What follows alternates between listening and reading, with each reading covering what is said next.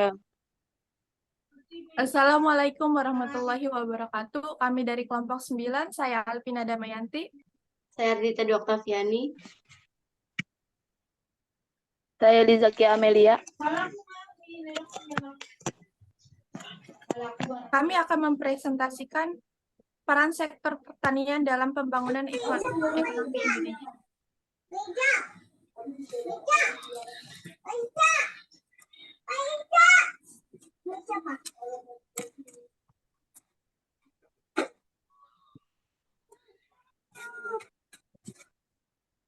Peran sektor pertanian adalah sebagai sumber penghasilan bahan kebutuhan pokok, sandang, dan papan, menyediakan lapangan kerja bagi sebagian besar penduduk, memberikan sumbangan terhadap pendapatan nasional yang tinggi, memberikan devisa bagi negara, dan mempunyai efek penggandaan ekonomi yang tinggi, dengan rendahnya ketergantungan terhadap impor, yaitu keterkaitan input-output antar industri, konsumsi, dan investasi. Dampak pengganda tersebut relatif besar, sehingga sektor pertanian layak dijadikan sebagai sektor andalan dalam pembangunan ekonomi nasional.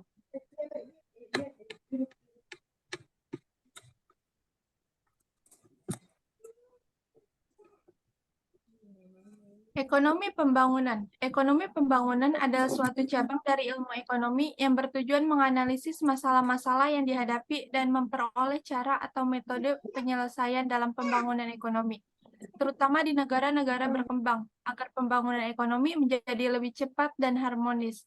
Dalam ilmu ekonomi, analisis dan metode pembangunan berkaitan atau menyangkut dengan aspek-aspek di luar bidang ekonomi, seperti masalah kemiskinan, pengangguran, ketidakmerataan ekonomi, pendudukan, dan masalah pendidikan, sosial, budaya, politik, serta lingkungan.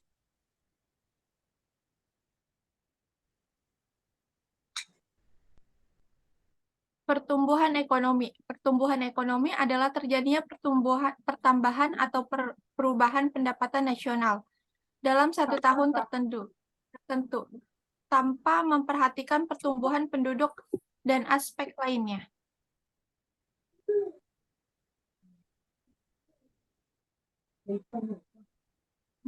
Pembangunan pertanian, suatu proses perubahan sosial. Implementasinya tidak hanya ditunjukkan untuk meningkatkan status dan kesejahteraan petani semata, tetapi sekaligus juga dimaksudkan untuk mengembangkan potensi sumber daya manusia, baik secara ekonomi, sosial, politik, budaya, lingkungan, maupun melalui perbaikan, pertumbuhan, dan perubahan.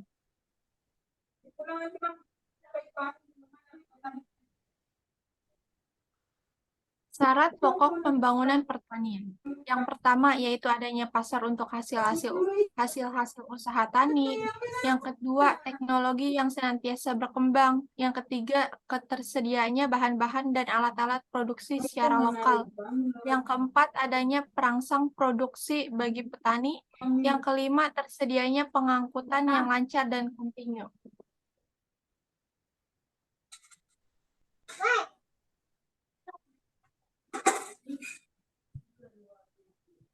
Adapun syarat lancar pembangunan pertanian meliputi yang pertama, pendidikan pembangunan, yang kedua, kredit produksi, yang ketiga, kegiatan gotong royong petani, yang keempat, perbaikan dan perluasan tanah pertanian, yang kelima, perencanaan nasional pembangunan pertanian.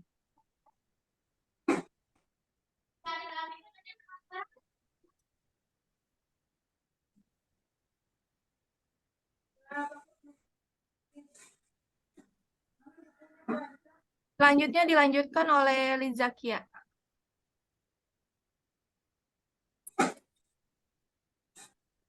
Pertanian meliputi 1. Pendidikan pembangunan, 2. Kredit produksi, ketiga, kegiatan gotong royong petani. Lalu di sini ada pentingnya peran sektor pertanian dalam pembangunan ekonomi suatu negara juga dikemukakan oleh Meyer pada tahun 1995 sebagai berikut. Yang pertama ada dengannya mensuplai makanan pokok dan bahan baku bagi sektor lain dalam ekonomi yang berkembang. Yang kedua, dengan menyediakan surplus yang dapat diinvestasikan dari tabungan dan pajak untuk mendukung investasi pada sektor lain yang berkembang. Ketiga, dengan membeli barang konsumsi dari sektor lain, sehingga akan meningkatkan permintaan dari penduduk perdesaan untuk produk dan sektor yang berkembang. Yang keempat, dengan menghapuskan kendala devisa melalui penerimaan devisa dengan ekspor atau dengan menabung devisa melalui substitusi impor.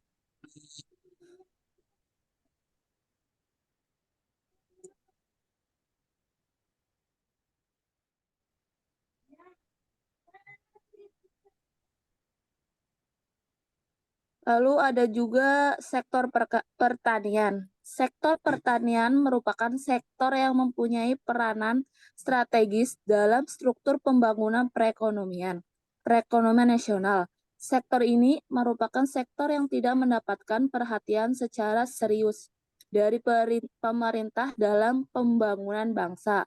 Mulai dari proteksi, kredit, hingga kebijakan lain tidak satupun yang menguntungkan bagi sektor ini.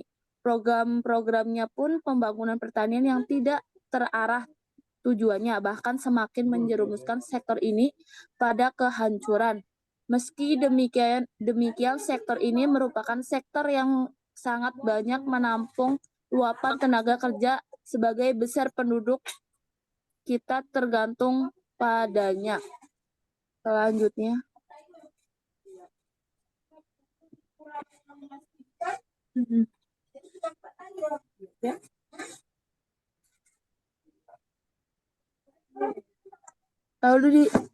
Lalu di sini ada peranan sektor pertanian.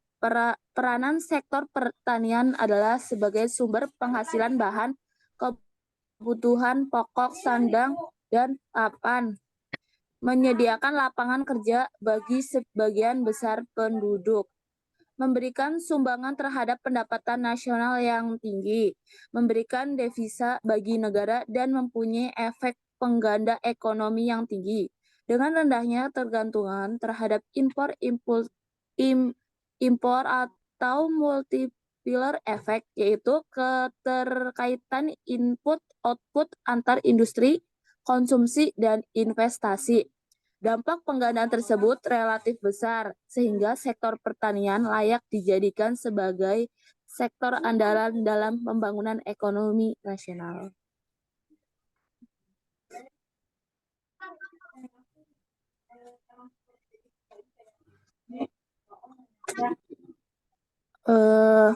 Lalu di sini ada kegiatan ekonomi di negara berkembang, hanya terpusat di sektor pertanian. Yang pertama, konsep pembangunan ekonomi dan negara sedang berkembang merupakan satu kesatuan yang tidak dapat dipisahkan. Mempelajari ekonomi pembangunan sama halnya mempelajari tentang seluk-beluk keadaan di negara sedang berkembang itu sendiri. Dengan demikian, sebelum mempelajari teori-teori ekonomi pembangunan terlebih dahulu, harus mengetahui apa dan bagaimana negara sedang berkembang itu.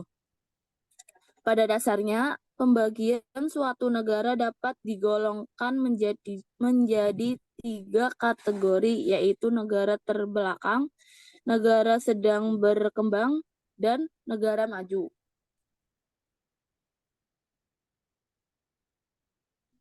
Selanjutnya.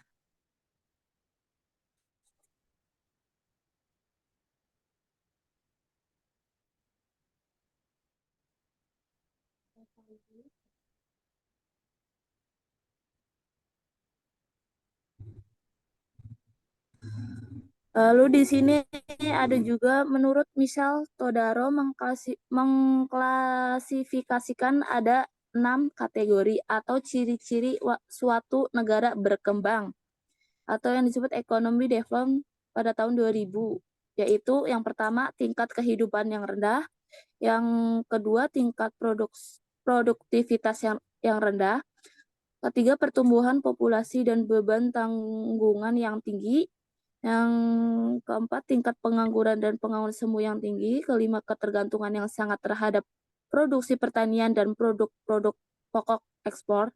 Dan yang terakhir di sini ada dominasi, dependensi, dan vulnerabilitas sifat mudah tersinggung atau terpengaruh dalam hubungan internasional.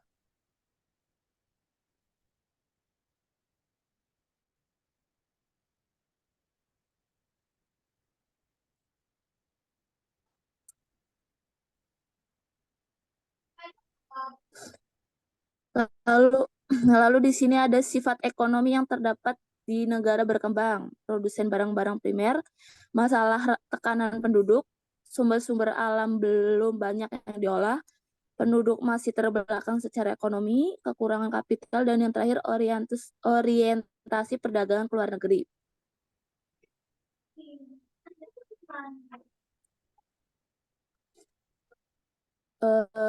Lalu di sini ada juga peran sektor pertanian dengan pembangunan ekonomi nasional. Peran sektor pertanian dalam pembangunan ekonomi sangat penting karena sebagian besar anggota masyarakat di negara-negara miskin menggantungkan hidupnya pada sektor tersebut. Jika para perencana dengan sungguh-sungguh memperhatikan kesejahteraan besar anggota masyarakatnya yang hidup di sektor pertanian itu, cara ini bisa ditempuh dengan jalan meningkatkan produksi tanaman pangan dan tanaman perdagangan. Mereka dan atau dengan menaikkan harga yang mereka terima atas produk-produk yang mereka hasilkan.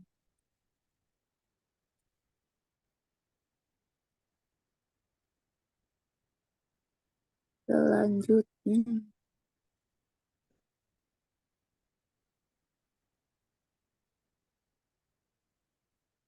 dan ada juga peran pertanian bagi perekonomian Indonesia. Yang pertama, mensejahterakan petani. Kedua, menyediakan pangan. Yang ketiga, sebagai wahana pemerataan pembangunan untuk mengatasi kesenjangan pendapat antara masyarakat maupun kesenjangan antar wilayah. Yang keempat, merupakan pasar input bagi pengembangan agroindustri. Dan yang terakhir, menghasilkan devisa. Selanjutnya ada permasalahan di sektor pertanian nasional. Yang pertama adalah petani masih miskin. Berdasarkan data BPS, 29 juta jiwa penduduk Indonesia masih berada di bawah garis kemiskinan, di mana 18 juta jiwa tersebut berada di pedesaan. Selain itu, nilai tukar petani sekitar 100-105 sejak tahun 2010 dibandingkan dengan target batas bawah RPJMN yaitu 115-120. Hal ini menunjukkan petani, nelayan, peternak, perkebun Indonesia belum sejahtera. Yang kedua ada ketergantungan impor. Impor tanaman pangan menempati 74% dari total impor yang dilakukan pemerintah. Sedangkan peternakan hortikultura dari perkebunan sebesar 8-9%. Yang ketiga, ada banyak usia produktif meninggalkan pertanian. Grafik berikut menunjukkan penurunan jumlah rumah tangga usaha pertanian dari 2003 ke 2013. Hal ini dapat disimpulkan bahwa usia produktif di Indonesia berkurang. Mereka lebih tertarik bekerja pada non-pertanian dikarenakan kurangnya dukungan pemerintah pada sektor pertanian. Kondisi lahan pertanian di Indonesia. Luas kepemilikan lahan yang dimiliki oleh petani Indonesia rata-rata kecil, mengingat harga tanah yang semakin mahal, sedangkan kemampuan para petani untuk memenuhi kebutuhan sehari-hari saja sudah minim, ditambah harus membeli lahan yang harganya semakin melonjak, yang memungkinkan hanya bisa menggarap lahan milik orang lain, sehingga hasilnya pun harus dibagi dua. Yang kelima ada masalah dari petani sendiri dan mentalitasnya. Pendidikan formal petani yang masih rendah menyebabkan pengetahuannya dalam pengembangan sektor pertanian tidak berkembang dan cenderung monoton hanya menggantungkan hidupnya pada sektor pertanian tanpa menciptakan inovasi-inovasi terbaru demi peningkatan hasil pangan yang berlimpah. Yang ketujuh ada masalah teknologi. Sistem pengalihan teknologi secara tradisional modern adalah pengelolaan pangan belum mampu diterima secara luas oleh para petani yang lebih banyak menggunakan pangan belum mampu diterima secara luas oleh para petani yang lebih banyak menggunakan peralatan tradisional seperti cangkul, arit, dan lain-lainnya, yang pada kenyataannya lebih banyak memakan waktu dan tenaga dibanding menggunakan peralatan teknologi modern yang telah diterapkan negara-negara luar.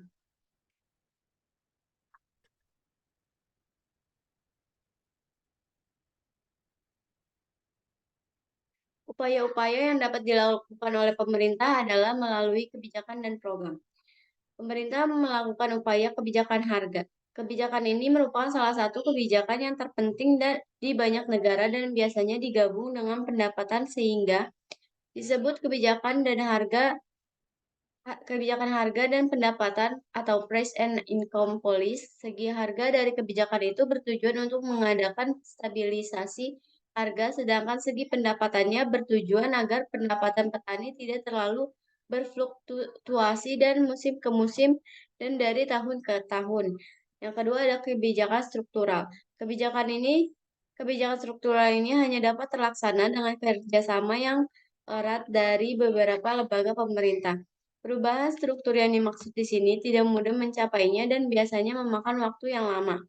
Hal ini disebabkan karena sifat fisik usaha tani yang tidak saja merupakan unit usaha ekonomi, tetapi juga merupakan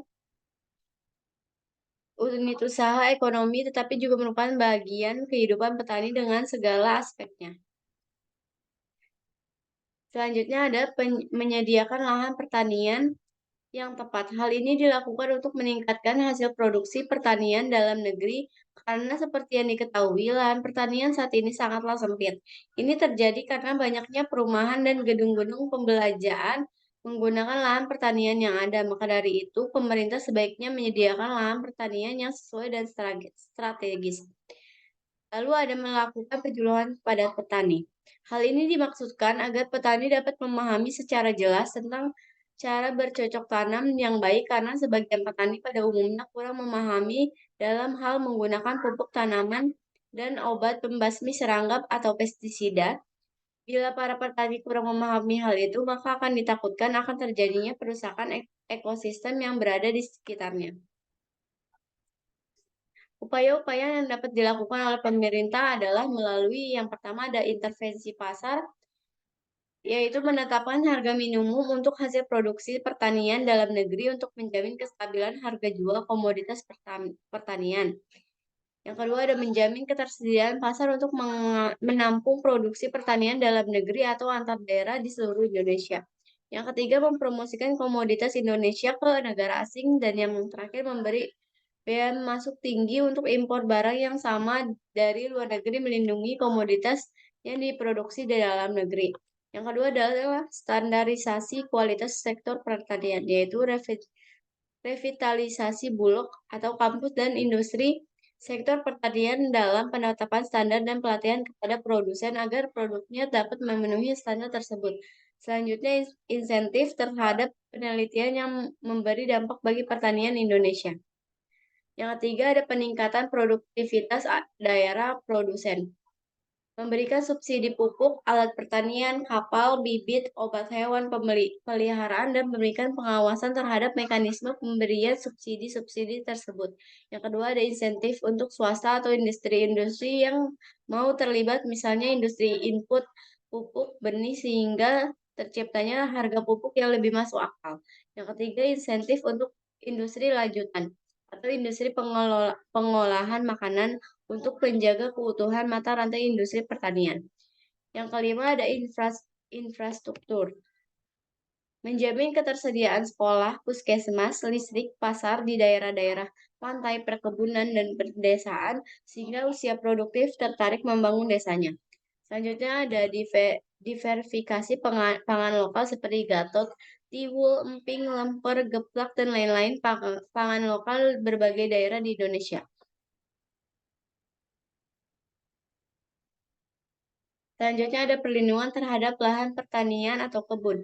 Insentif berupa keringanan pajak untuk setiap hektar tanah atau jumlah peliharaan yang dimiliki. Selanjutnya, penunjukan atau pembentukan lembaga keuangan atau bank atau asuransi yang pro petani. Pemberian kredit murah ini atau subsidi bunga untuk petani, khususnya petani kecil.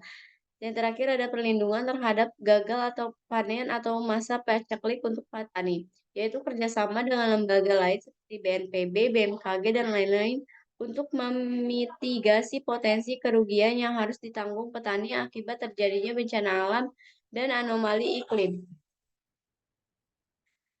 Kesimpulannya adalah sektor pertanian merupakan sektor yang mempunyai peranan strategis dalam struktur pembangunan perekonomian nasional. Sektor ini merupakan sektor yang tidak dapat perhatian secara serius dari pemerintah dalam pembangunan bangsa. Banyak hal yang harus kita lakukan dalam pengembangan pertanian pada masa yang akan datang.